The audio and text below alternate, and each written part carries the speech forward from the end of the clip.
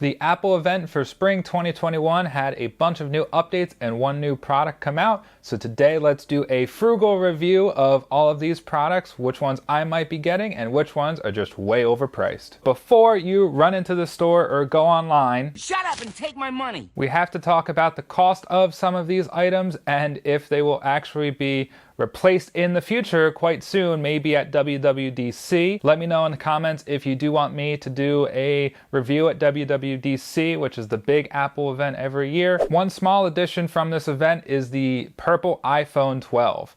Now, sorry Pro users, you are left out of this one, but this will be available on the iPhone 12 and the iPhone 12 mini. If I was to get a new phone, I'm still rocking my iPhone 8, but I would probably get the iPhone 12 just because the Pro is a bit too pricey for me and I don't really need the extra features.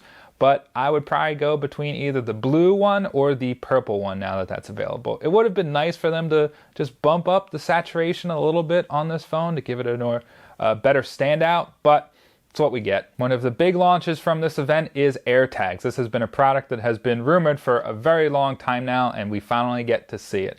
So you could strap these onto your keys or throw it in a backpack or strap it on there as well, and it will use the Find My app to be able to actually find them. This is very similar to Tile, which has been around for a few years. For me and anyone else with an older iPhone, the precision tracking feature that they showed off, you won't be able to use that because you do need a newer phone with the ultra wideband. My iPhone 8 can't do that, but you can customize these and put a poop emoji on it if you want to. They do come in a single pack, so one is $29 and the 4-pack is $99. I'm not sure what you would really use 4 of them for, but I do have a few friends who are probably just going to split them, so you think $50 for 2. That's a pretty decent deal. The one thing I will absolutely say, do not do with these if you care about your money, is go with the Hermes. I'm going to jump! Literally, you can buy a new iPhone SE and that is cheaper than a piece of leather from this company. I'm probably going to buy one of the AirTags. Maybe I'll throw it on my keys because that is just probably the one thing I would lose. The one really nice thing is it is going to use a replaceable CR2032 battery, which is really common. You could probably buy them at bulk in Costco or something or on Amazon. If I do buy one for $30, I will be buying the Belkin $13 strap holder. If you do want to buy the $40 one that Apple sells, that's good too, but that Hermes or Hermes one, that's no. We also have an update to the Apple TV 4K. The A12 chip is now in here, so it'll support a higher frame rate HDR, and they have redesigned the remote. The big winner here is going to be the color calibration. So when you get a new TV, it's going to be shipped in standard, and that's going to look like crap.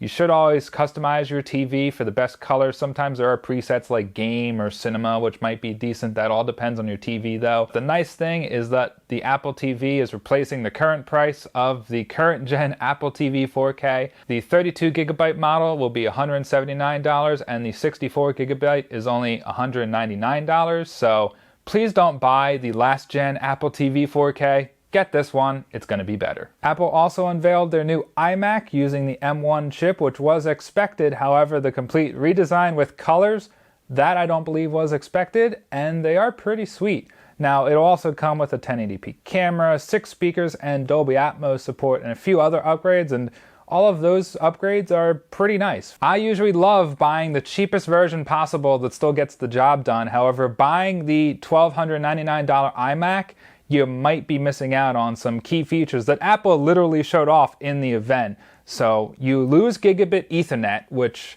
that's just silly. You also lose some of the color options. So Apple's big thing is, hey, iMacs now have colors, but if you get our cheapest model, you don't get the colors. And the other thing that you also lose is another thing they showed off in the event, which is the new keyboard that uses Touch ID, which is a really cool feature. Apple also made it very clear to say that the back of the iMac will come with 4 ports, and then the lowest model, you lose those 2 USB 3 ports. This lowest model iMac might still be good for some people. If you are buying this one though, definitely be aware that it is going to miss some of the other features that they did show off in the event. A new iPad Pro also got announced by Apple at the event. However, what I don't think anyone expected was throwing the M1 chip into a tablet. That just continues Apple's world domination in the tablet market because there's not a brand or another tablet around that's going to be able to compete with a desktop grade chip in a tablet. The specs that they put on this thing are crazy. It also now comes with Thunderbolt, and it will also come with 2 terabytes of storage in a tablet. We'll get to that configuration price in a second. The 12.9-inch iPad also comes with a mini LED display, 1000 nits of brightness, 1600 nits peak, which might literally blind you. And the good thing here, similar to what they did with the Apple TV, is that the 11-inch iPad Pro will still start at $799, which is a pretty decent deal considering you're getting an M1 chip. And the 12.9-inch iPad Pro is going to be $1099, which also replaces the last version of the iPad Pro. Now, the one thing I will say with this is definitely be sure to, similar to the Apple TV, not buy a previous version of the iPad unless you get a significant price drop, because throwing the M1 chip in here is going to make these so much more powerful. It's going to hurt a little bit to say this next number, but a fully spec'd out 12.9-inch iPad Pro is going to run you the cost of $23.99. And when you look at the monthly payment, that could literally be a freaking car. So, am I going to buy this one? Oh, hell no. I hope that answers the question, and that will wrap it up for this week's video. Thank you so much for watching until the end. Also, a thank you to all of the subscribers who I currently have. Please consider subscribing to the channel if you have not already. I post new videos every week. And until next week's video, please be sure to be smart with your money.